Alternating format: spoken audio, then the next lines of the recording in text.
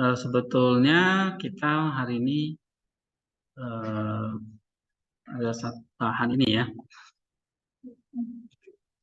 Terakhir kita belajar tentang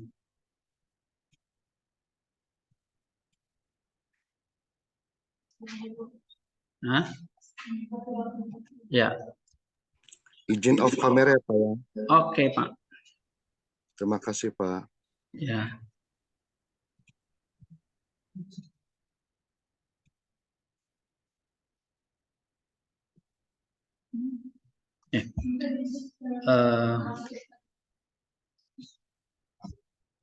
Chapter 2 kan?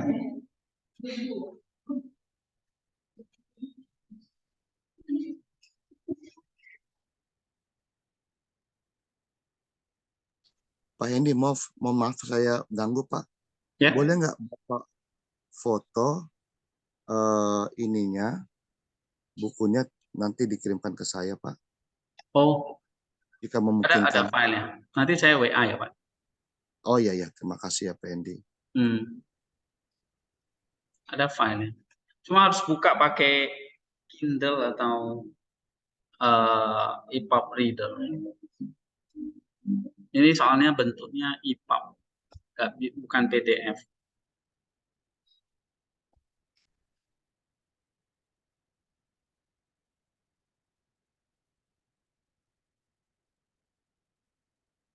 Nah, kalau di chapter atau book 3, ini kalau buku kualifikasinya ya. Kualifikasi kita menjadi seorang pastor yang bukuan ya. Kemarin sampai chapter 7 ya. Oke, 8 belum. Oke, ini yang 8. Yang saya suruh kalian baca buku 2 ya.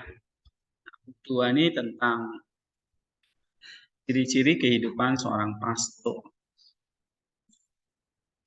Ya, yang pertama kata Gregory adalah order ya, into order arrive at a place of rule up to demean himself in it. Okay. Yang kedua itu should be pure in thought. Yang ketiga should be always chief in action. Kemudian discreet in keeping silence, profitable in speech, itu lebih banyak dengar daripada bicara. Gitu. Kemudian ini should be near neighbor, dekat dengan setiap orang ya, punya compassion, kemudian mengutamakan kontemplasi sebelum bertindak. Lalu yang keenam ada humility.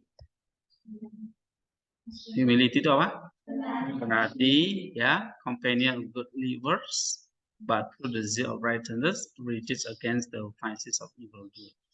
Jadi ada kerendahan hati, jadi orang-orang yang mencintai kebenaran, ya, membenci kejahatan. Kemudian chapter 7 atau poin ke-7, care, peduli, ya. Chapter 8 ini tentang bagaimana pleasing man, ya, menyenangkan sesama, ya. Maksudnya tidak kompromi ya untuk menyenangkan sesama, tetapi justru bisa mengarahkan mereka, gitu ya, bukan menyenangkan mereka. Lalu di sini mengerti tentang atau berhati-hati tentang bagaimana ya memahami ya, understand tentang kejahatan nih ya, ataupun tentang kebaikan. Lalu di sini punya discrimination. Discrimination ini maksudnya punya kepekaan gitu ya, membedakan antara baik dan jahat. Kayak correction and convenience, fervor and gentleness. Kemudian chapter 11, meditation in the sacred law, ya, harus memahami ya, bermeditasi terhadap kitab suci. Gitu. Nah itu ya, ada berapa? 11 karakter nih yang harus dimiliki. Iya, ciri-cirinya. Nah, kemudian di buku 3 kita pelajari lebih kepada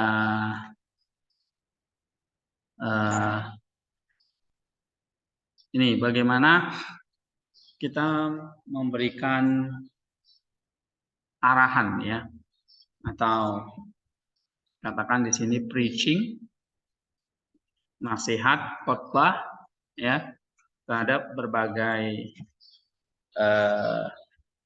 orang.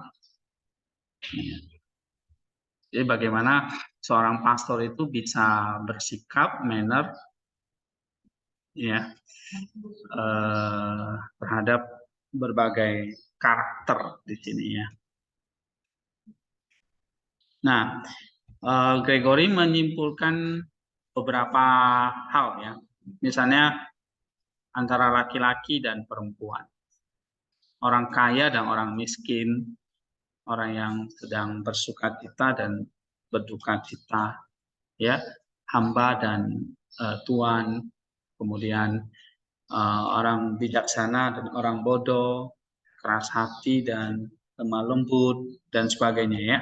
Nah ini banyak sekali dia membedakan berbagai macam karakter di dalam jemaat. Misalnya antara chapter 1 itu ini antara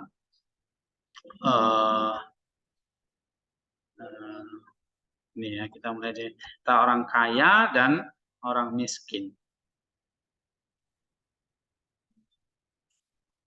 Ya. Nah, admonition-nya di sini admonition itu artinya nasihat ya.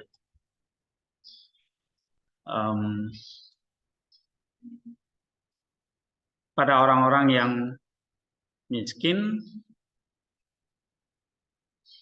ya, menghiburnya atau memberikan admonition-nya diambil dari Yesaya 54 ayat 4. Ya. Kemudian Yesaya 54 ayat 11. Oke, Yesaya 48 ayat 10. Oke.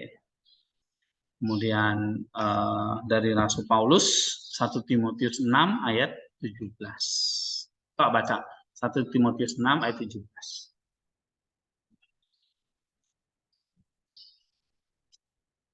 Timotius 6 ayat 17. Ya. Peringatkanlah kepada orang-orang kaya di dunia ini agar mereka tinggi hati dan jangan berharap pada sesuatu yang tak tentu seperti kekayaan, melainkan pada Allah yang kepadanya, berikan kepada kita segala sesuatu untuk dinikmati. Nah, jadi kalau kita memberi admonition atau pada orang kaya,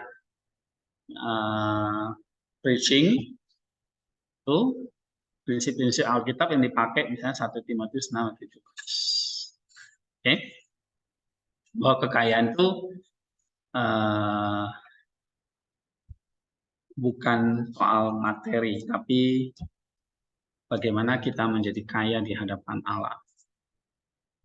Ya, nah ini bisa contohnya. Kemudian kita baca Lukas 6 ayat 24 ini juga tadi yang saya katakan tentang orang kaya tadi. Baca Lukas 6:24. Tetapi celakalah kamu, hai kamu yang kaya, karena dalam kekayaan kamu. Iya. Who unto you the rich which have your own consolation. Ya. Nah, orang-orang kaya kata Gregory perlu diingatkan bahwa mereka harus menolong yang miskin. Ya. Nah, yang miskin jangan bersedih karena di sana dalam Yesaya dikatakan mereka juga diperhatikan oleh Allah. Ya. Nah, beberapa kali itu saya kemarin ya, misalnya kalau kayak ke Maluku itu, lihat langsung memang ada jemaat-jemaat yang sangat miskin sekali. Sedangkan gereja mereka beribadah itu besar dan mewah. Ya, saya kalau kayak di Maluku itu begitu. Ada jemaat yang rumahnya masih dari tanah. Ya, belum ada rumahnya masih kayak gubuk. Ya. Nah, sementara gerejanya tempat dia beribadah sudah lengkap dengan AC, segala macam multimedia.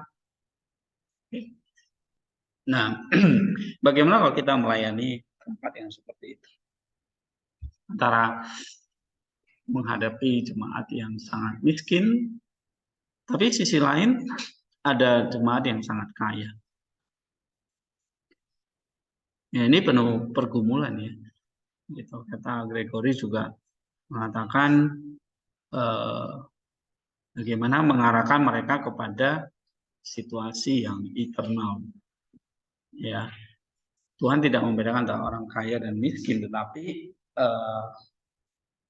yang membedakan adalah bagaimana nanti mereka mengumpulkan kekayaan mereka di dalam kerajaan surga.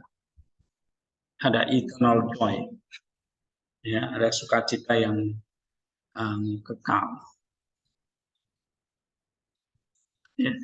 Jadi kalau misalnya kita mengatakan ini jemaat yang miskin, terus kita mengatakan dia tidak bersukacita, itu juga belum tentu. Ya, gitu. Nah, ada jemaat yang miskin, tetapi mereka begitu giat dan bersukacita di dalam Tuhan. Nah, tapi ada jemaat yang begitu kaya, mereka justru menjadi semakin sombong dan tidak peduli kepada orang-orang miskin. Nah, ini harus ditegur. Ya, nah, ini bagaimana memenangkan hati mereka ya untuk belajar peduli kepada sesama. Ada satu artikel yang saya bikin di sini ya tentang saya lupa ya di mana ya tentang kaya. Coba kita baca di sini.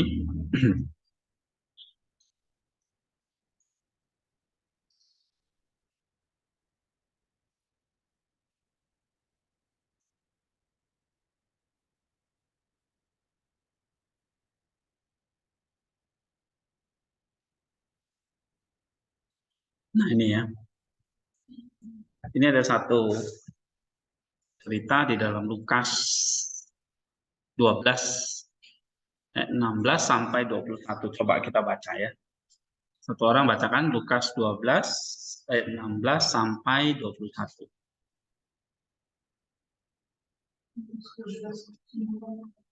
Iya. Kemudian ia mengatakan kepada mereka suatu perumpamaan pasalnya. Ada seorang kaya telah membeli lima hasilnya. Ia bertanya dalam hatinya, apakah yang harus aku berbuat sebab aku tidak dipilih di mana aku dapat menentukan hasil tanah. Lalu katanya itu yang akan aku berbuat. Dan aku akan memberikan yang lebih besar dan aku akan memberikan di dalamnya gandum.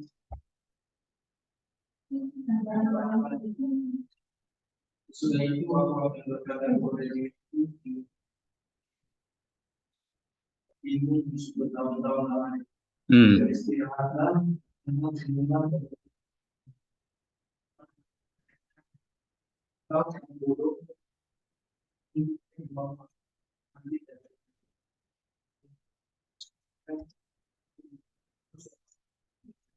demikian aja. Kalau dia tidak kaya di tempat Ya, jadi Gregory mengingatkan, nah bagaimana kita yang menjadi pastor atau jadi pengkhotbah di sini bisa memahami ya kehidupan orang kaya itu seperti apa dan orang miskin itu seperti apa, ya, dan secara gently, lembut mengingatkan akan the humility of the rich, ya, sebab mereka berkelimpahan. Nah, jangan sampai seperti tadi Lukas 12 16 sampai 21 itu. Ya. Ini ada orang kaya yang hanya makan, minum, bersenang-senang, tapi dia nggak bisa menghindari yang namanya kematian. Dia tidak bisa membeli nyawanya atau memperpanjang umurnya. Ya, kecuali itu wilayahnya atau ranahnya Tuhan. Nah, di mana peranan orang kaya ini? Nah, kata Gregory adalah memberikan apa yang menjadi kelebihan mereka kepada orang yang miskin. Nah, si pastor punya peranan bagaimana karakter orang miskin itu tidak hanya mementingkan diri mereka, tetapi juga mementingkan orang-orang yang miskin. Ya, nah ini salah satu contoh bagaimana orang miskin dan orang kaya itu dinasihati. Ya. Nah, peranan orang kaya, misalnya di sini tentu dia mengerjakan apa yang menjadi bagian dia. Ya. Tapi ada bagian Allah yang akan menjadi penentu kehidupan dia. Nah, kalau dia hanya makan, minum, dan bersenang-senang, ya itu memang bagian dia. Karena dia punya harta, dia bisa melakukan apapun dengan hartanya, kan? Tapi ada bagian Allah yang dia tidak bisa hindari, yaitu kematian. Ya. Nah, Tuhan itu mengatakan begini, dia yang mengumpulkan harta untuk dirinya sendiri, bisa saja kan, ini kan harta kita tuh dalam posisi yang sebetulnya netral. Tinggal pilihan kita, apakah kita membaginya seperti kata Gregory tadi, ya untuk orang miskin, atau hanya untuk diri sendiri. Nah, maka Tuhan akan mengatakan dia tidak kaya di hadapanku. Mereka yang menjadi kaya dan melupakan Allah hanya memikirkan kesenangan daging. Itu. Jadi kaya tapi melupakan Allah sebab memikirkan kesenangan daging. Nah, padahal kerajaan surga, kerajaan Allah itu bukan soal keinginan daging atau kesenangan daging, tapi tentang apa? Sukacita, damai sejahtera, dan juga kasih, ya kan? Nah, punya kasih nggak dia? Biarlah mereka yang ingin menghindari hidup pahit ini menyimpan bukan untuk diri mereka sendiri, tetapi menjadi kaya di hadapan Allah. Ya.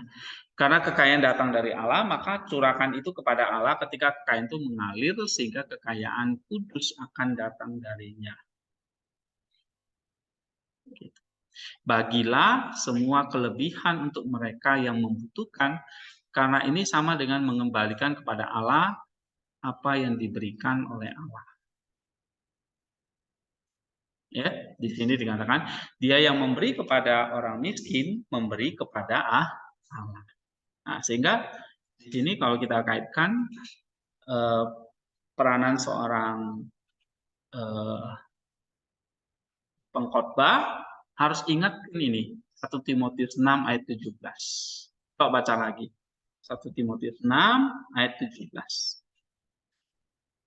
1 Timotius 6:17, peringatkanlah kepada orang-orang kaya di dunia ini agar mereka jangan tinggi hati dan jangan berharap pada sesuatu yang tak tentu seperti kekayaan, melainkan pada Allah yang dalam kebenarannya memberikan kita segala sesuatu untuk dinikmati. Iya. Jadi ada satu konsep bahwa kekayaan yang kita miliki itu berasal dari Allah dan itu menjadi satu alat yang kita bisa pakai untuk apa? Mendapatkan keselamatan kita. Dengan cara apa? Mengembalikannya kepada Allah, yaitu memberi kepada orang miskin.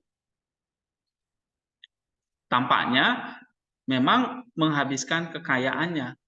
Orang seperti itu menjadi benar-benar kaya. Kaya melalui perbuatan baik. Kaya karena Allah. Ya. Tampaknya kekayaannya akan habis. Ya. Tapi di hadapan Allah dia sungguh kaya. Nah, dalam menyenangkannya ia menjadi kaya di dalam Allah dan dengan menarik kehendak baiknya ia menjadi kaya oleh Allah. Ya, yang menjadikan orang yang setia berkuasa atas banyak hal. Nah, dia menjadi kaya di hadapan Allah dan bukan di hadapan dirinya sendiri karena dia tidak menganggap dirinya sebagai tuan rumah, tetapi hanya seorang pelayan dan penata layanan yang seluruh perhatiannya adalah memuaskan mereka yang membutuhkan.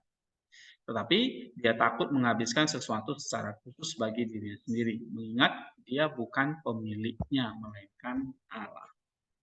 Nah, ini yang dikatakan oleh Saint Theophan ya. Oke, jadi kalau kalian baca ini, nah beberapa kutipan yang penting nih, misalnya kalian kutip ini, ya.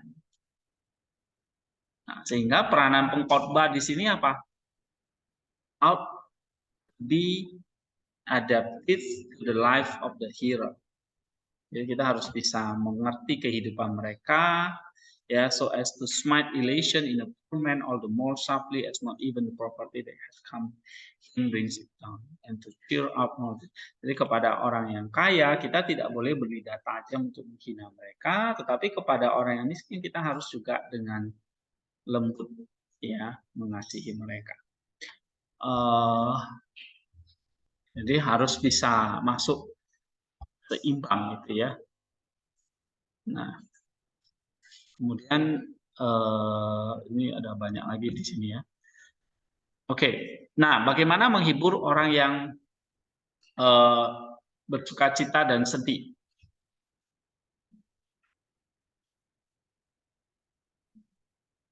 Ya, kita misalnya membesuk orang yang sedang sedih, atau mungkin dia lagi mengalami satu masalah.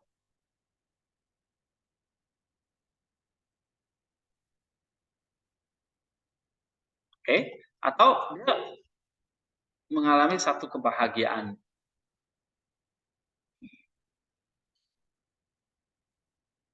Nah, ini ada ayat-ayat yang menjadi penuntun kita. Ya. Coba misalnya baca Lukas 6 ayat 25. Lukas 6 ayat 25. Celakalah kamu yang sekarang ini kenyang, kamu akan lapar. Celakalah kamu yang sekarang ini tertawa, dan kamu akan berduka cita dan menangis. Nah, jadi kepada orang yang bersenang atau bersukacita, Tuhan mengatakan, hati-hati kamu akan menangis. Tapi kepada orang yang berduka cita, atau baca dulu Yohanes 16 ayat 22. Yohanes 16 ayat 22. Yohanes 16 ayat 22. Demikian juga kamu sekarang diliputi duka cita, tetapi aku akan melihat kamu lagi dan hatimu akan bergembira, dan tidak ada seseorang pun yang dapat merampas kegembiraan itu daripadamu. Nah, jadi di sini kamu lihat orang yang bersukacita, hati-hati. Orang yang berduka cita, Tuhan akan apa? Menghibur. Ya kan? Gitu. So, artinya apa di sini? Sukacita dan duka cita itu semuanya bagaimana bergantung kepada Allah. Ya, kita bisa merasakan hari ini berhasil, kita bersukacita, tetapi belum tentu besok-besok kita bisa berhasil. Kita bisa gagal dan kita bisa meratap. Nah, jadi semuanya kita mesti bergantung kepada Allah. Nah, ini kata Gregory ya. So the joyful and yang bersuka cita ataupun yang berduka cita, jangan pernah lupakan Allah. Ya.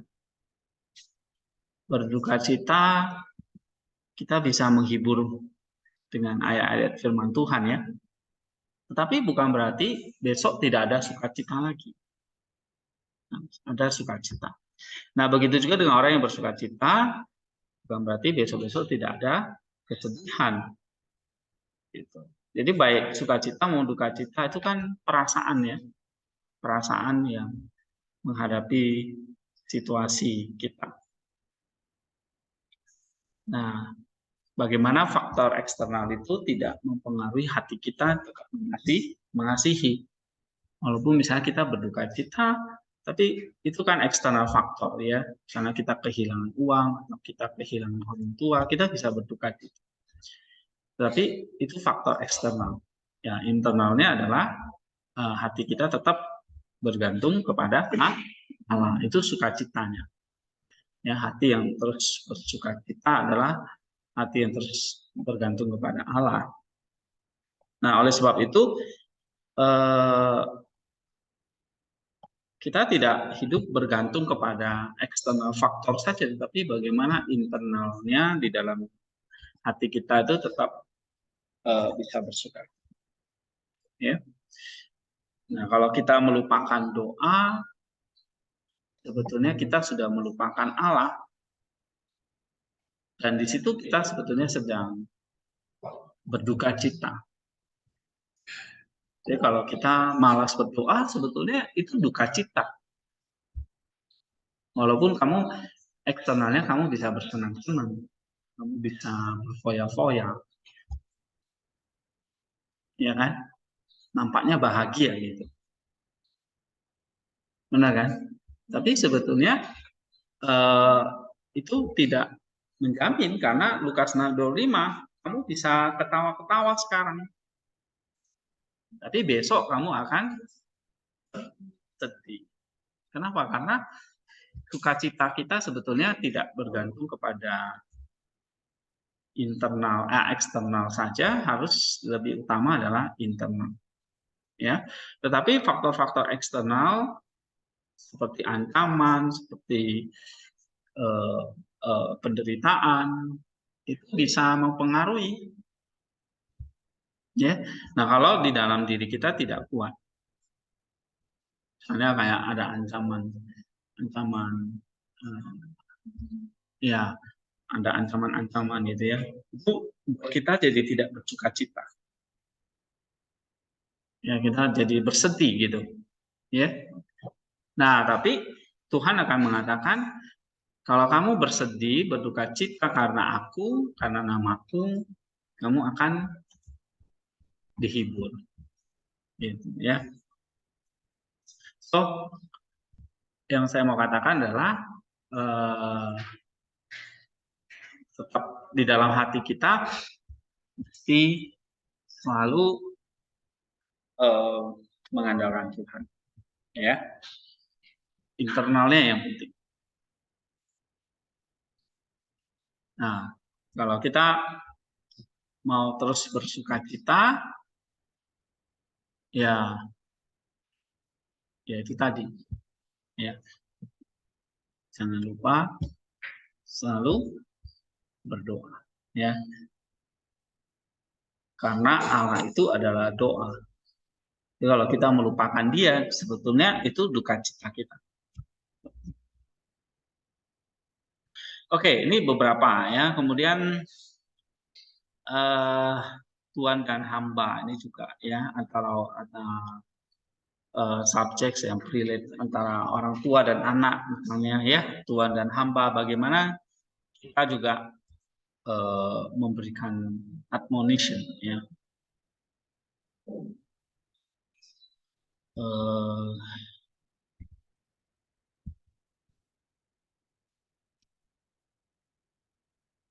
Antara nih misalnya tuan dan hamba ini ya. Zaman dulu memang masih ada namanya istilah tuan dan budak. Ya. Mungkin sekarang sudah tidak ada namanya perbudakan. Tapi ya tetap ada namanya majikan, bos, tuan besar dengan bawahan. Ya. Nah, bagaimana kita memberikan nasihat kepada dua kondisi ini, dua macam orang ini? Ya. Nah, kata Gregory ini ya, servants, para hamba, okay, keep in view the humility, ya, berendah hati. Okay. Tetapi para tuan ya tetap menjaga nama equality dengan hambanya, kesetaraan dengan para hamba. Ini juga mengajarkan seorang tuan atau seorang hamba tidak boleh bersikap kurang ajar gitu ya, karena mereka akan melawan Tuhan, melawan Allah. Tapi kepada para tuan mereka tidak boleh sombong ya, tapi justru equal.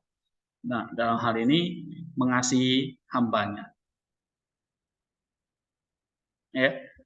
Dalam Kolose 3:22 itu jelas ya. Hai para hamba, taatilah Tuhanmu. Ya kan?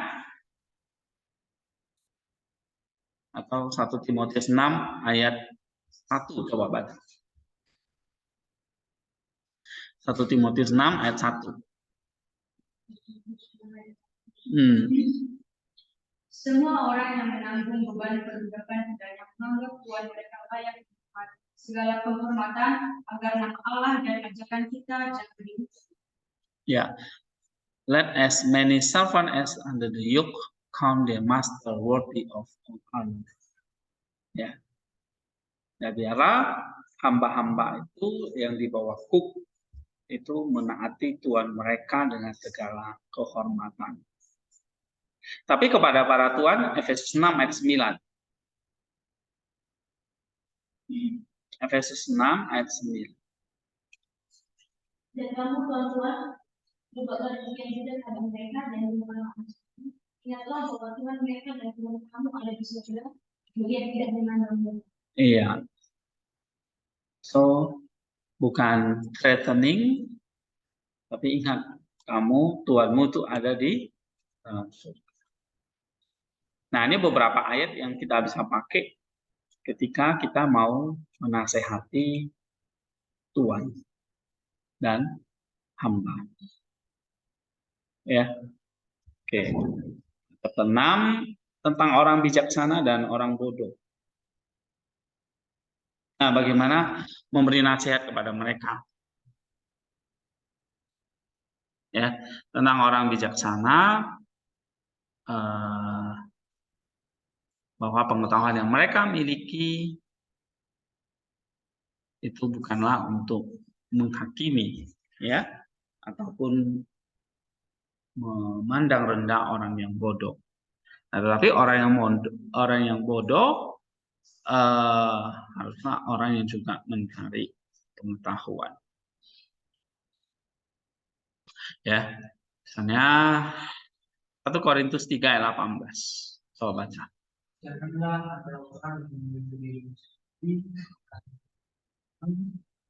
menyangka dirinya Ini Hmm. biar dia menjadi bodoh kayak yang Iya, jadi orang yang pintar, orang yang berhikmat, misalnya kalau dalam jemaat ada orang yang eh, gelarnya tinggi gitu ya, soalnya dia udah sekolah, udah sampai eh, titel yang tinggi. Nah, kita menasihati mereka untuk tidak menjadi sombong, ya, tapi dalam 1 Korintus 13 hendaklah kamu menjadi seperti seorang yang bodoh, yang artinya terus mencari pengetahuan itu. Ya. 1 Korintus 1 ayat 26, coba baca. Ingat saja, saudara-saudara, bagaimana keadaan kamu ketika kamu dipanggil. Bukan manusia, tidak banyak orang yang bijak. Karena orang yang berpengaruh, tidak banyak orang yang pandang. Iya, not many wise men after the flesh. Jadi kalau kamu bisa jadi orang bijak, ini satu hal yang baik. Ya.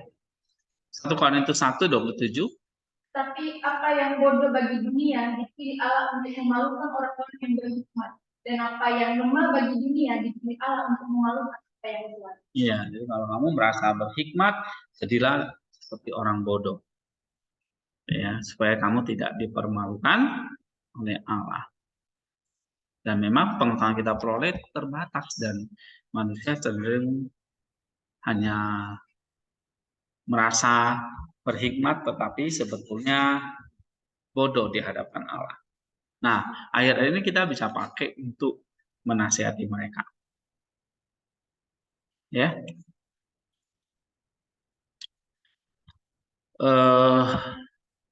Oke, ini ada beberapa ayat lagi. Kata 7, how the impudent and bashful are to be admonished.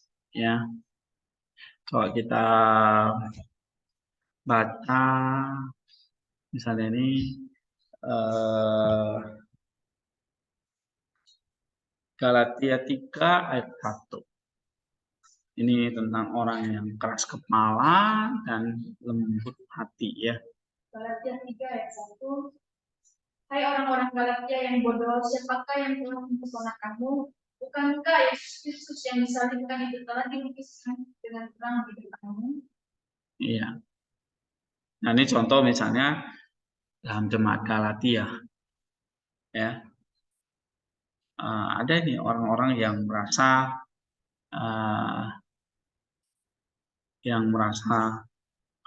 dia paling tahu dan keras kepala, gitu ya.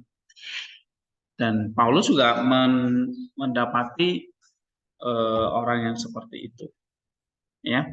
Nah, bagaimana menghadapinya? Orang-orang yang impudent ini, dia katakan,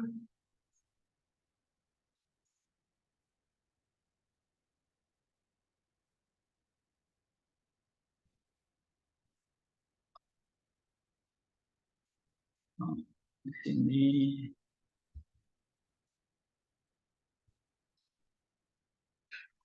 Oke. Ini ya. Friendly to be amazed at the impudent. For those nothing but hard rebuke restrain from the vice of impudent, while this, for the most part, of modest exhortation disposed to amendment. Those do not know that they are in fault unless they rebuke in many, even by many. Nah, jadi kata Gregory, ya kita harus memang memberitahu kesalahan mereka, ya, seperti yang dilakukan oleh Rasul Paulus, ya, memberikan correction, ya, lalu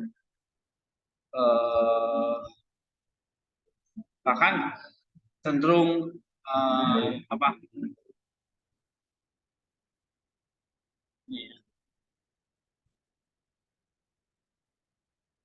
cenderung keras ya, foolish Galatian gitu ya. Bahkan Galatia 3 ayat 3. Coba baca Galatia 3 ayat 3.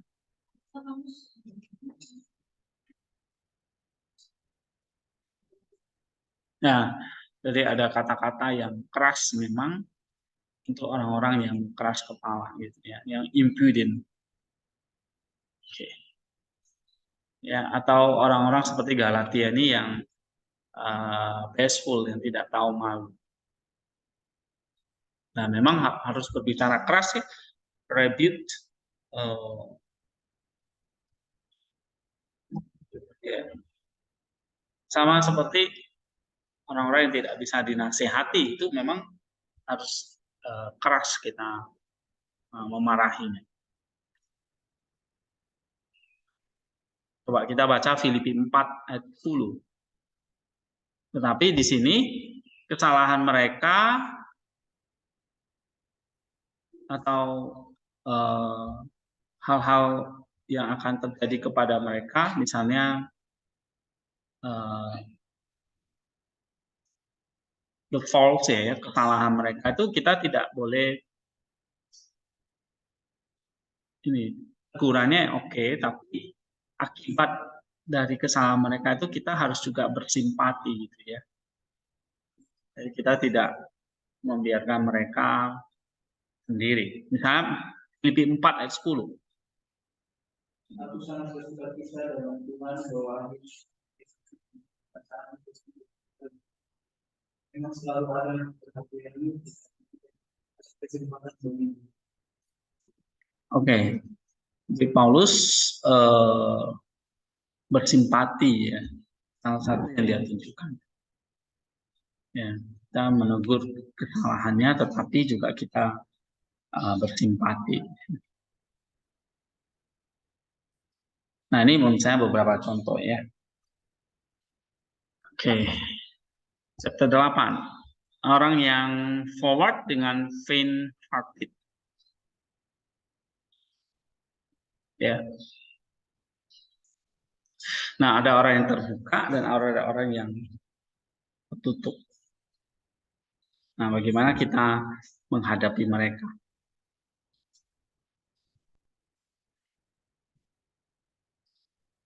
Ya. Contohnya tentang ini dia ambil contoh misalnya di dalam gereja di Korintus. Ya, orang-orang yang secara terang-terangan terbuka untuk mencari masalah gitu ya. Misalnya dalam 1 Korintus 5 ayat 1 sampai 2, coba baca.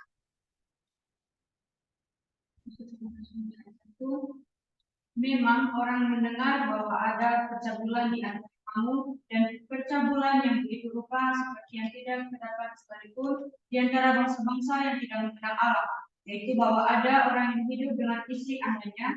Ayat 2, sekalipun demikian kamu sombong, tidakkah lebih patut kamu berduka cita dan dijauhkan orang yang melakukan hal itu dari tengah-tengah kamu? Nah, di sini Paulus menjelaskan bahwa kita perlu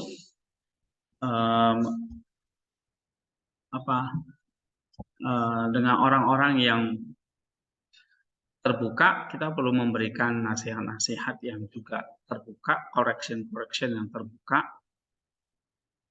Ya, seperti dalam jemaat di Korintus itu, Paulus secara terbuka memberitahu apa dosa-dosa mereka. Misalnya perzinahan, masalah perceraian. Ya. Nah, itu yang Paulus lakukan. Tapi ada kepada orang-orang yang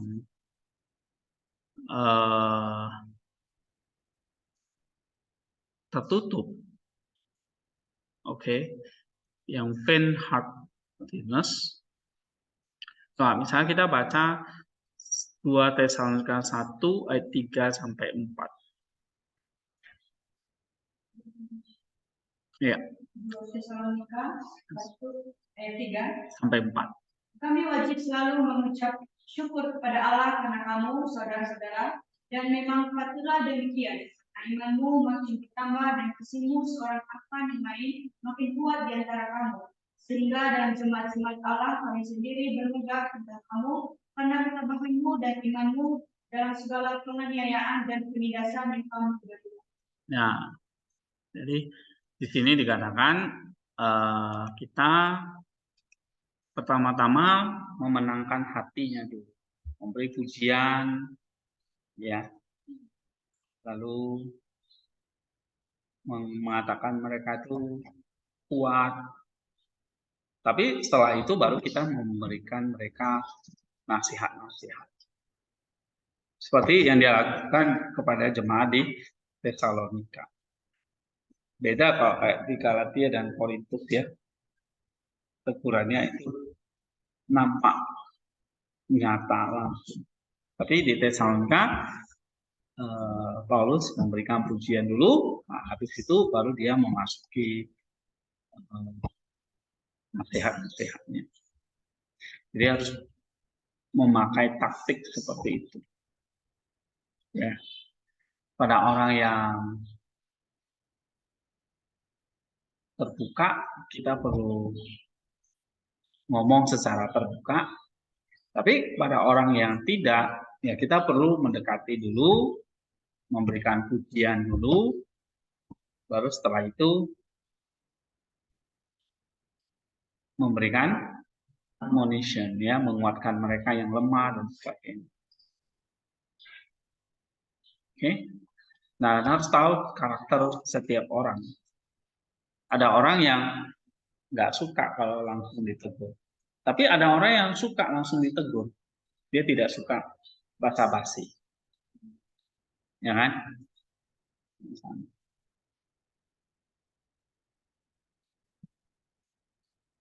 Nah itu nanti kalian akan mungkin alami nanti di dalam pelayanan. Ya, ada orang yang harus dipanggil pelan-pelan, ya, dibeli, kata Gregory, dibeli flattering dulu. Flattering itu dibeli pujian dulu. Nah, nanti baru masuk admonition. Ya. Tapi kepada orang-orang yang terbuka, ya berikan admonition-nya, tapi juga bersimpati gitu. Nah, itu ya kira-kira. Jadi pelan-pelan dibaca, nanti kalian akan. Kemudian kepada orang yang impatient dan patient, ya, pada orang yang sabar dan orang yang tidak sabar. Bagaimana kita memberi nasihat? Nah, kepada orang-orang yang tidak sabar, di sini dikatakan they neglect to bridle their spirit, they are hurried through many steep places of iniquity, which they seek not after, in as much as fury drives the mind with the desire there is not. And when perturbed, it does not knowing what it afterward grieves for when it knows. Jadi memang kepada orang-orang yang tidak sabar, mereka, ya ini kalau bisa disingkat, berbuat dulu baru berpikir gitu. Ya.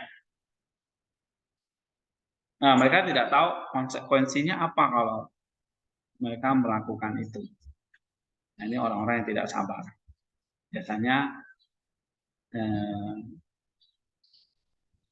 mereka cenderung berpikiran sempit atau berpikiran pendek. Ya, atau didorong oleh namanya impulse of emotion. Nah, ini orang yang tidak sabar. Ya, didorong oleh emosi.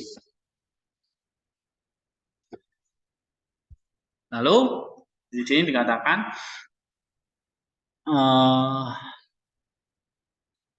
nah, dengan orang-orang yang tidak sabar, Gregory mengatakan misalnya dalam 1 Korintus 13 ayat 4, coba baca. Kasih itu sabar, kasih itu murah hati, ia tidak cemburu, ia tidak membanggakan diri dan tidak sombong. Ya, jadi di sini perlu belajar tentang kasih. Di sini ya, charity is patient. Kasih itu sabar. Sabar dalam pengertian di sini adalah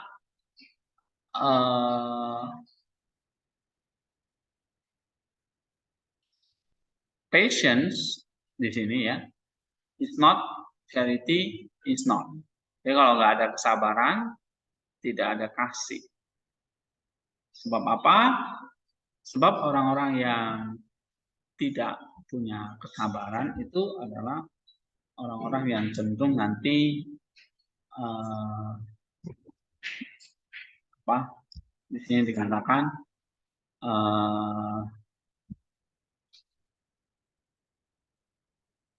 dia akan hardly aware ya after what of the evil they have done. Jadi orang-orang yang sebetulnya tidak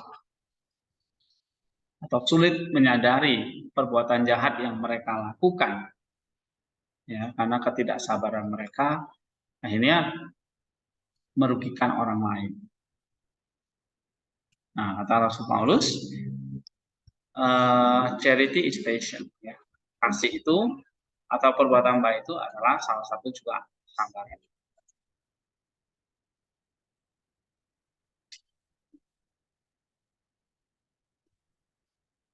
Nah, kemudian di sini dikatakan orang yang sabar adalah orang yang instructions of a man, ya, orang yang taat. Gitu. Dan so, misalnya Amsal 19 ayat 11.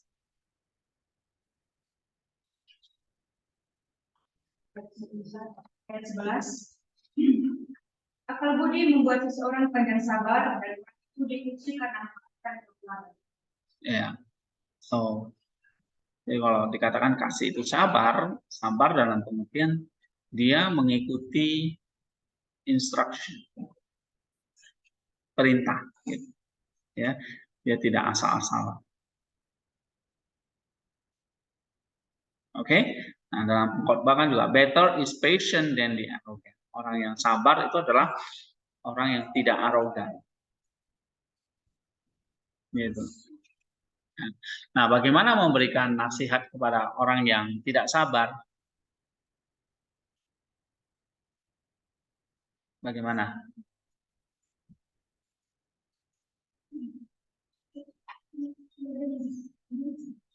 Hah?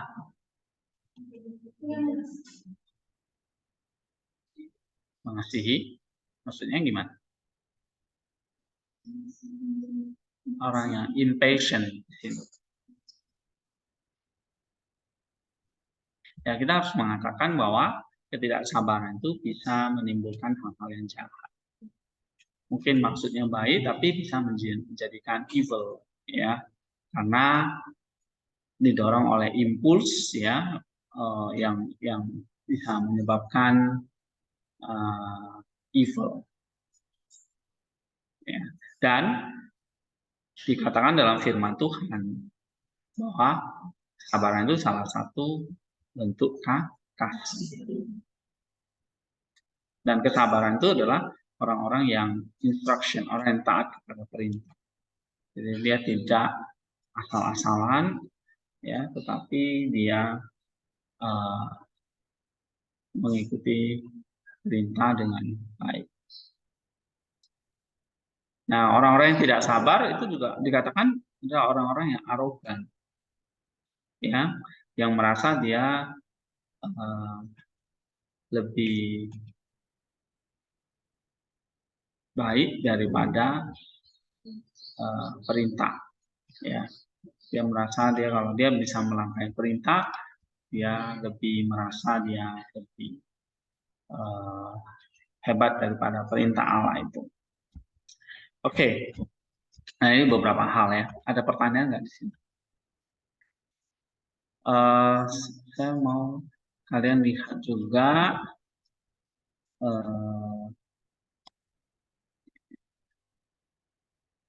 ini memang ada satu buku juga ini terjemahannya sedikit berbeda ya, tapi ini lebih simple. Cuma yang saya punya bisa dipakai juga ya.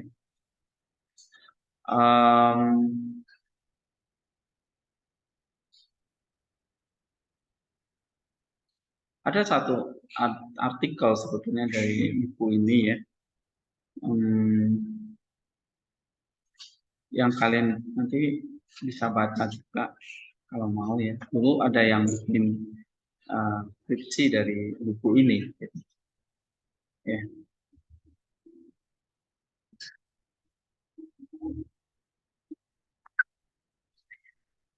Nah, ini masih banyak ini ya, sampai chapter 40 ya. Oke, 40. Nah, ini sekarang bagaimana memberikan nasihat kepada orang yang tulus hati, simple ya, sama orang yang crafty, yang listik, yang tidak tulus. Oke?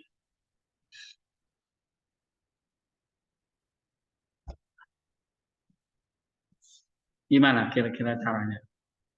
Kalau kalian menghadapi orang yang tulus dan kadang-kadang dia juga ada orang yang juga insincere, yang tidak tulus.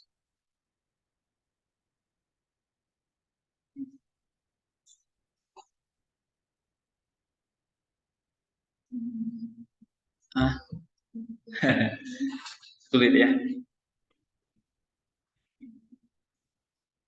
Hah?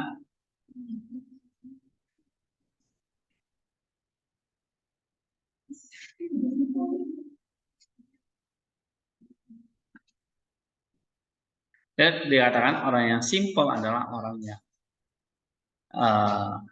selalu menghindari yang namanya kecurangan, ya kan?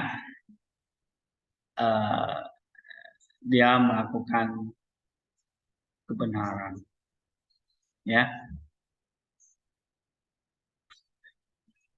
Tapi kalau orang-orang yang seringkali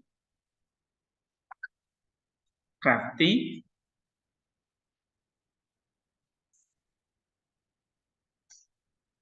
nah ini lebih sulit, ya kan?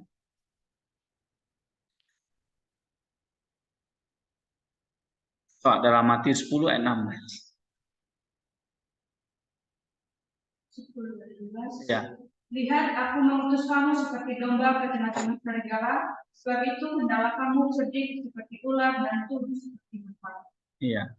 Wise as serpents, simple as dove.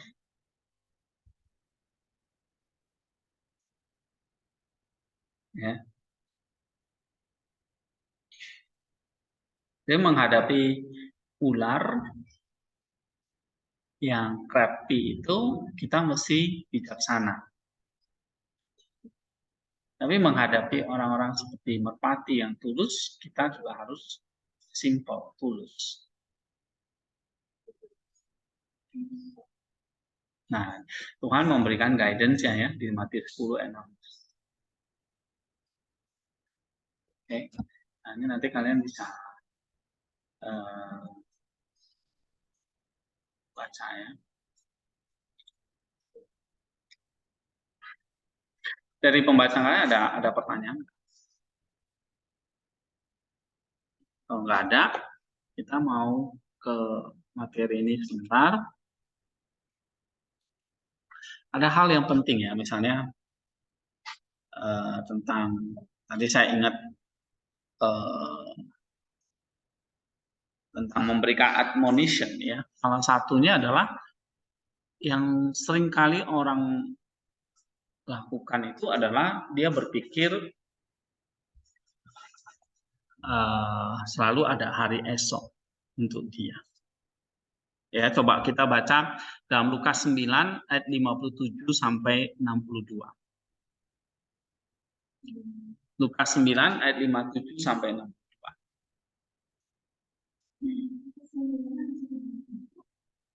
Ketika Yesus dan murid-muridnya melanjutkan perjalanan mereka,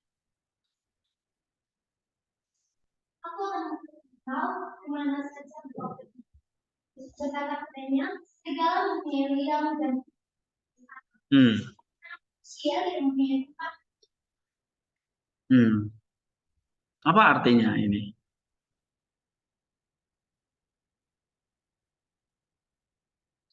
Lukas 9, 57 sampai 62. Baca semuanya. Lukas 9, 57 sampai 62. Lalu dia berkata kepada seorang lain, izinkanlah aku pergi karena aku. Tetapi Yesus berkata kepadanya, biarlah orang mati membutuhkan orang mati, tetapi engkau pergilah dan beritakanlah kerajaan Allah di mana-mana. Dan seorang lain lagi berkata, aku akan mengikut engkau, Tuhan, tetapi izinkanlah aku pamitan aku dengan keluargaku. Tetapi Yesus berkata, setiap orang yang siap untuk membajak tetapi menolak ke belakang tidak layak untuk kerajaan Allah. Nah ini, ya tidak seorang pun setelah dia mau membaca, tapi dia menoleh ke belakang, kata Tuhan, dia tidak layak bagi kerajaan Allah.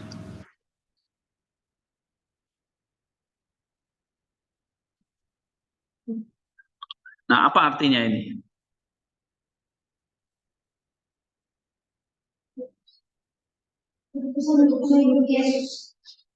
Keputusan untuk mengikut Yesus itu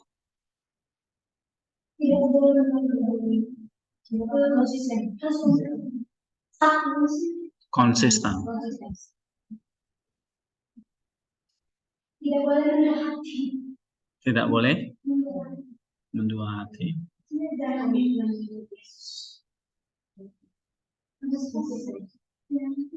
Ini artinya ini tadi berkaitan dengan tadi ya.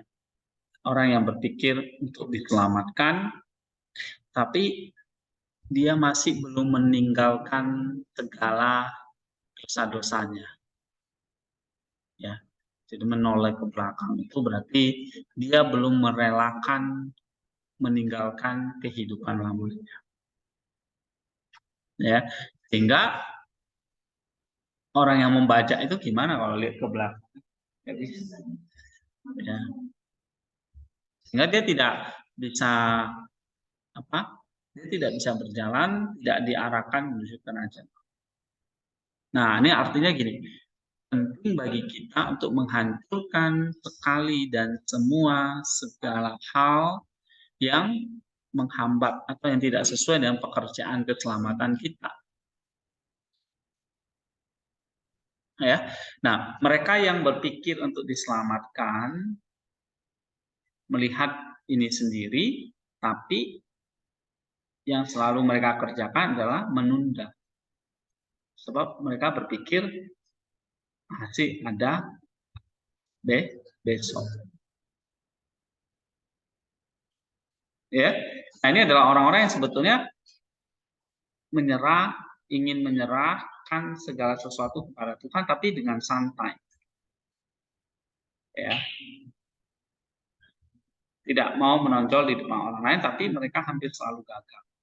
Nah, ini kata Tuhan, mereka memperkenalkan rutinitas keselamatan, sementara karakter hati mereka tetap seperti semula. Ya, rutinitas keselamatan dikerjakan, tapi itu karakter hatinya tidak berubah. Nah, pada awalnya ketidaksesuaian ini sangat tajam ya. Tetapi besok, nah ini kata besok atau janji perubahan lama-lama menutup mulut hati nurani mereka.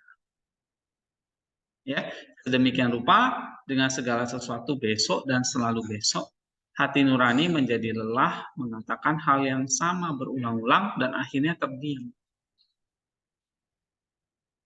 Nah, ini yang sering kali ya. Jadi kalau kita mengatakan besoklah saya mau berubah, besok lagi dan besok lagi sampai hati nuraninya menjadi lelah karena mengatakan hal yang sama dan akhirnya diam. Nah, di sini pikiran mulai muncul bahwa segala sesuatunya dapat dibiarkan seperti ini seolah-olah tidak ada apa-apa. Nah, jadi pikiran kita mengatakan, oh ini nggak ada apa-apa. Ya, nah kata Tuhan ini seperti kuburan putih. Dari luar nampak baik, tapi sebetulnya kuburan.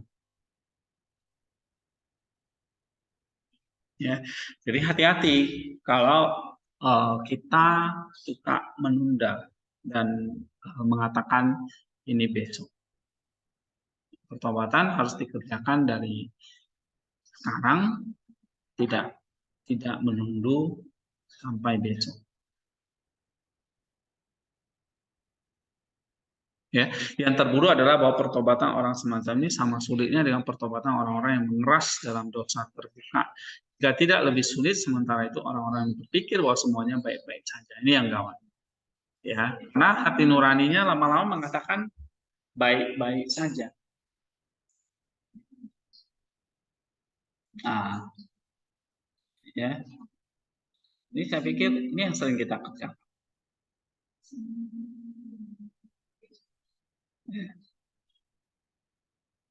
Kita mengatakannya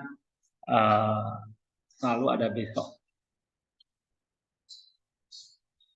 Nah, besoklah saya baru kerjakan. Atau besoklah saya baru berubah. Benar nggak ini? Seperti yang dilakukan Lukas ini ya. Yang dikatakan dalam Lukas ini. Orang yang membaca tapi menoleh ke belakang, dia tidak layak bagi kerajaan. Artinya apa ini? Artinya kita harus menghancurkan segala hal yang menghambat pekerjaan keselamatan kita. Ya. Oke, terakhir saya mau kalian baca ini. Nah, ini ada yang tahu nggak? Satu tradisi dalam gereja tentang Theotokos. Ini satu hal yang menarik ya, bahwa tidak menunda-nunda. Ini ada satu pelajaran penting di sini. Orang tua dari Theotokos ini tidak menunda anaknya untuk masuk ke dalam rencana ilahi.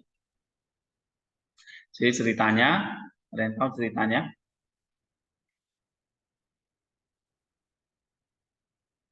Hari ini ya, 21 November itu diperingati.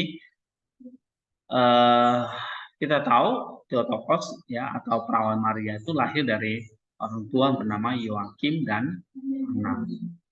Mereka sebetulnya mandul, tidak punya keturunan, tapi karena mereka terus meminta dan berdoa kepada Tuhan, Tuhan kabulkan keinginan mereka.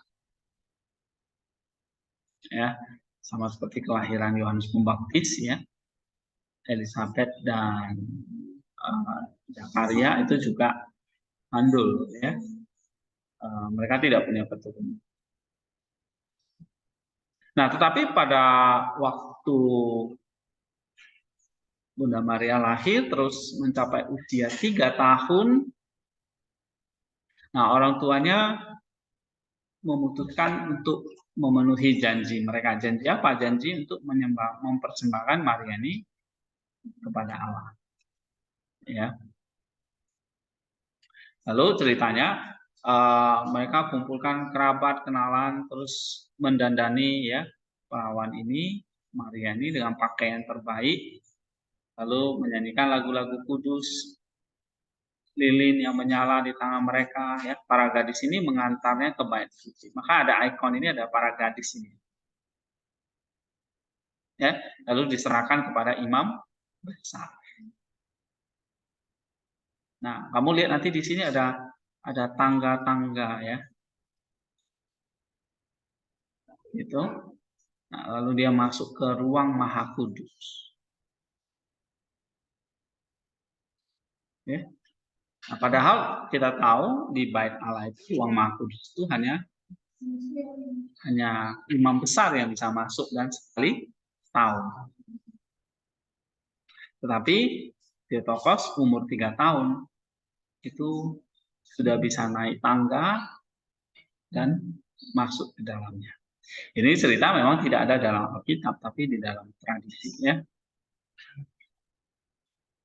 Nah, lalu di sana imam besar dan beberapa imam bertemu dengan para gadis itu. Jadi ceritanya para gadis ini nanti yang nginep di sekitar Bait Allah untuk merawat Sang Maria. Ya. Nah, di Bait Suci itu ada 15 anak tangga menuju ke tempat kudus yang hanya bisa dilewati oleh para imam dan imam besar. Jadi ada 15 anak tangga ya. Nah, setiap tangga mereka naik, mereka membacakan Mazmur. Ya. Antara Mazmur 116, Mazmur 120 sampai 133 atau 134 ya. Nah, ini yang biasanya dibaca dalam Mazmur pendakian. Oke. Nah, tetapi ketika mereka menempatkannya pada langkah pertama, diperkuat oleh kuasa Allah, ia dengan cepat dapat naik ke anak tangga yang tersisa, sampai ke tangga yang tertinggi. Ya. Kemudian imam besar melalui ilham dari atas memimpin perawan suci ke ruang Maha Kudus, di mana hanya imam besar yang masuk setahun sekali untuk mempersembahkan kurban darah yang murni. Karena itu semua yang hadir di bait suci kagum dan terheran pada kejadian yang paling tidak biasa. Ya, kok dia bisa diperkenan masuk ke dalam ruang Maha Kudus? Kenapa kok bisa? Nah, itu semua adalah perkenanan dari Allah. Ya. Kita tahu bahwa nanti Maria ini dipersiapkan untuk inkarnasi firman Allah. Ya kan? Nah, setelah mempercayakan anak mereka kepada Bapak Surgawi, Yoakim dan Anna kembali ke rumah, tapi perawan suci tetap tinggal di situ bersama dengan para gadis tadi. Ya, menurut kesaksian kitab suci dan juga sejarawan Josephus Flavius, di waktu itu ada banyak tempat tinggal di sekitar Bait Allah. Nah, ini biasanya ditempati oleh para gadis yang merawat Maria nantinya. Karena umurnya masih sangat muda, 3 tahun sudah dipersembahkan. Ya. Kehidupan Sang Theotokos ya, memang masa kanak-kanak sampai dia diangkat ke surga itu diselimuti misteri ilahi yang mendalam. Ya, dalam kitab suci juga tidak disebutkan bagaimana Maria dilahirkan. Ya kan? Lalu juga tidak disebutkan bagaimana dia dipersembahkan kepada Bait Allah. Kita kalau baca dalam Injil Lukas ataupun Injil Matius, ya Maria itu sudah dewasa, ya kan? Tidak ada diceritakan ya di dalam kitab suci. Nah, makanya ini adalah satu misteri. Apalagi kehidupannya di bait suci pada umur 3 tahun sampai 16 tahun itu. Sebelum umur 16 tahun kan dia mendapat maklumat dari Gabriel ya, malaikat Gabriel bahwa dia akan mengandung bayi Kristus. Selama beberapa tahun di bait Allah itu kehidupannya seperti apa? Ini satu misteri ya. Nah, Zero mengatakan, jika ada orang yang bertanya kepadaku bagaimana perawan suci menghabiskan waktu masa mudanya, maka dia menjawab hanya Allah yang tahu dan malaikat Gabriel penjaga setia. Tapi ada beberapa catatan ya dalam tradisi gereja bahwa Sang Perawan Maria tinggal di bait suci, kemudian dibesarkan dalam komunitas perawan yang saleh, ada gadis-gadis perawan di situ.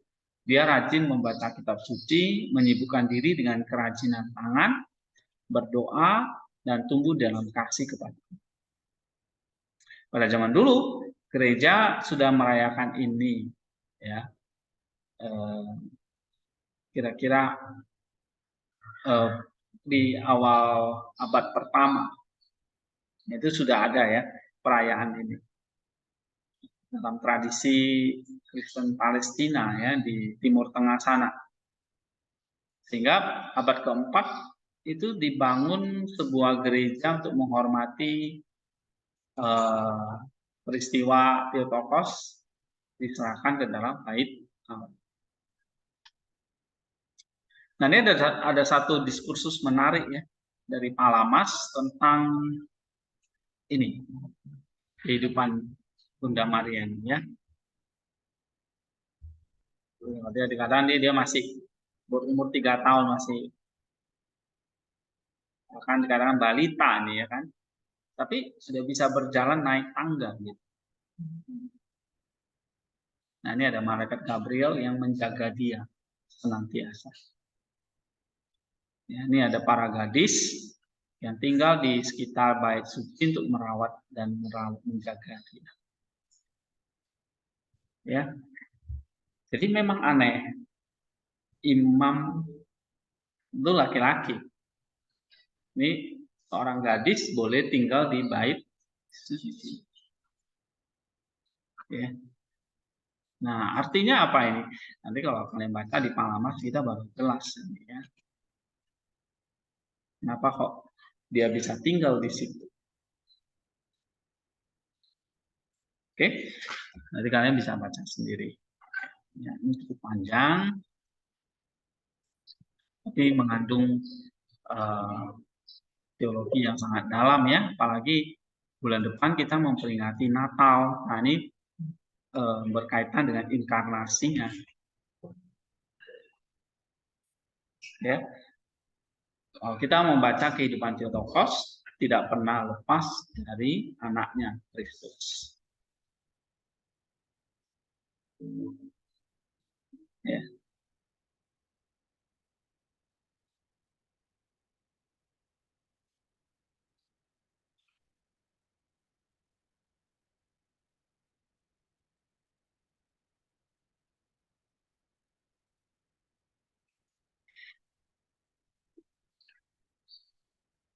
Oke. Ini satu tulisan Palamas ya. Dia mengatakan jika sebuah pohon diketahui dari buahnya dan pohon yang baik menghasilkan buah yang baik, maka bukankah Bunda kebaikan sendiri, dia yang melahirkan kecantikan abadi, jauh lebih unggul daripada setiap kecantikan. Apakah di dunia ini atau dunia atas?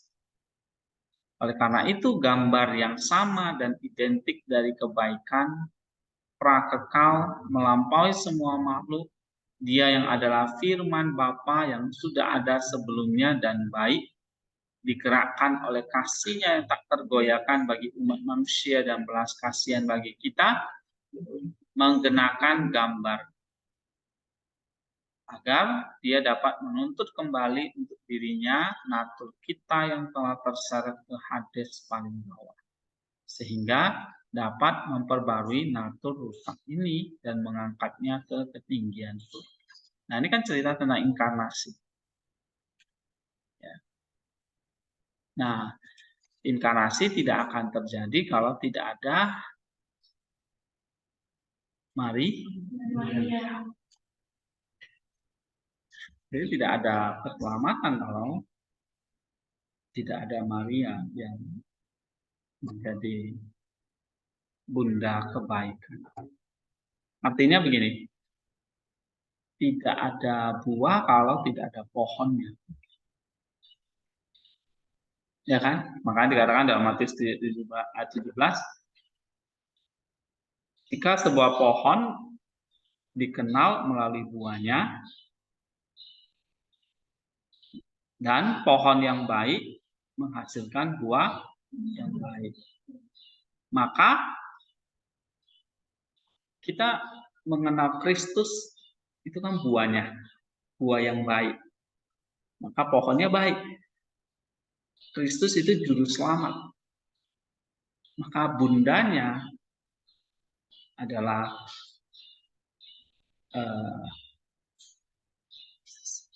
yang melahirkan juru selamat itu.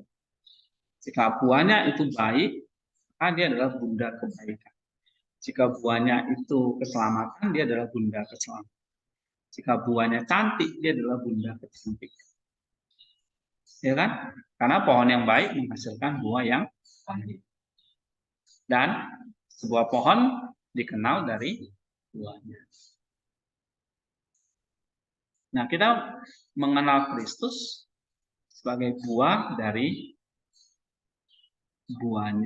pohonnya, yaitu Mary, ya, Saint Mary. Apa yang dilakukan oleh buah itu? Nah, dia mengatakan di sini mengenakan gambar kita, kan? Supaya dia dapat menuntut kembali untuk dirinya natur kita yang telah terseret Hades paling bawah, sehingga dapat memperbarui natur rusak ini dan mengangkatnya ke ketinggian surga. Nah, ini luar biasa ya. Jadi dagingnya Maria itu dipakai, diperbarui menjadi daging yang tidak lagi rusak. Sehingga dagingnya itu bisa diangkat ke ketinggian surga. Jadi, daging yang dipakai oleh Kristus sekarang itu berasal dari Maria. Nah, itu yang ada sekarang di ketinggian surga. Dan nanti kalau kita diubah, dibangkitkan dan mengenakan tubuh kebangkitan, maka Maria itu menjadi seperti Hawa bagi semua umat manusia. Karena semua dijadikan daging dia.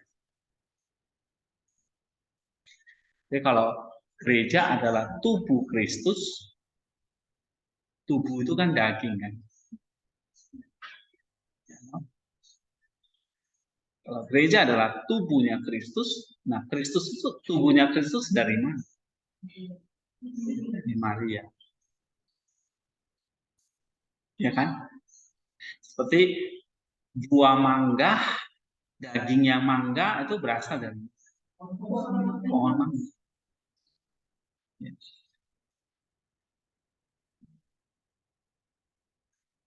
Oke.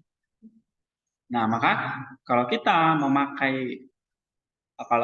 adalah tubuh Kristus dan tubuh Kristus itu adalah dari Maria, maka dia layak kita tinggikan.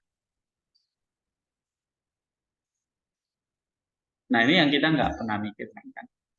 Kita pikir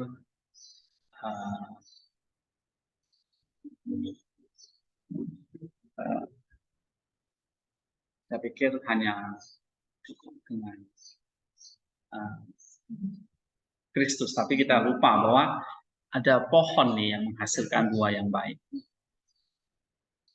Oke, kita sambung lagi nanti ya. Kita break dulu. Kita sambung lagi 1:30 ya.